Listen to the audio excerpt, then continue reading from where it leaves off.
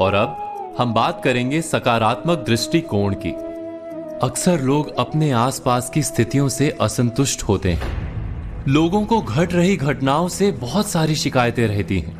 जिसे देखो वही कहता मिल जाएगा कि ना जाने ये सब क्या हो रहा है। किसी का भी इस तरह व्यथित होकर प्रतिक्रिया देना और कुछ नहीं, उसके नजरिए यानी दृष्टि के कारण है। यानी समस्या दृश्य में जितनी नहीं, उससे अधिक दृष्टि की है। वास्तव में ये हम पर निर्भर करता है कि हम अपने समय और समाज की स्थिति को किस तरह से देखते हैं। हमारा नजरिया ही हमारे लिए संसार को देखने और समझने का एकमात्र उपाय होता है।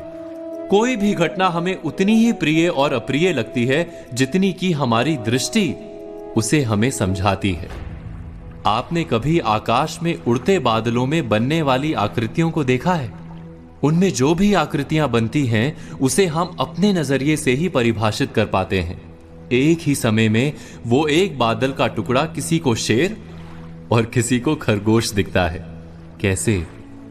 ये केवल नजरिए के कारण है। दृष्टि के इस मर्म को हम एक कहानी के द्वारा समझने की कोशिश करते हैं। किसी आश्रम में गुरुजी अपने दो प्रिय शिष्यों के साथ रहते थे। एक दिन गुरुजी ने अपने दोनों शिष्यों से पूछा कि ये संसार कैसा है, अपने दृष्टिकोण से बताओ। पहला शिष्य बोला, ये दुनिया बहुत बुरी है। जितनी देर की रात होती है उतनी ही देर का दिन। कैसा संसार है, उजले दिन के पीछे काली अंधेरी रात आती ही रहती है। अंधेरी रात को नष्ट करके केवल दिन दिन ही रहना चाहिए, बस केवल उजाला रहे। पहले शिष्य के बाद दूसरे शिष्य ने संसार को लेकर अपना नजरिया गुरुजी के सामने रखा। हर काली रात के बाद एक महाप्रकाशित दिन आरंभ होता है गुरुजी। सूर्य देव संसार को हर दिन नई ज्योति से भर देते हैं। लोग अपने अपने काम पर निकलते हैं। किसान हो, यात्री हो या पक्षी, सब अपने कर्म करते हैं। फिर थक कर आराम करने का समय हो जाता है। शाम घिरने लगती है तो हम सूर्य को विदा कर दीपक जलाते हैं और रात में भी उजाला कर लेते हैं। आसमान चमकीले तारों से भर जाता है।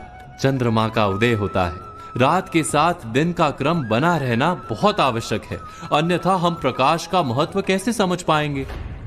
गुरुदेव ने दोनों के नजरिए को समझा। संसार वही एक है।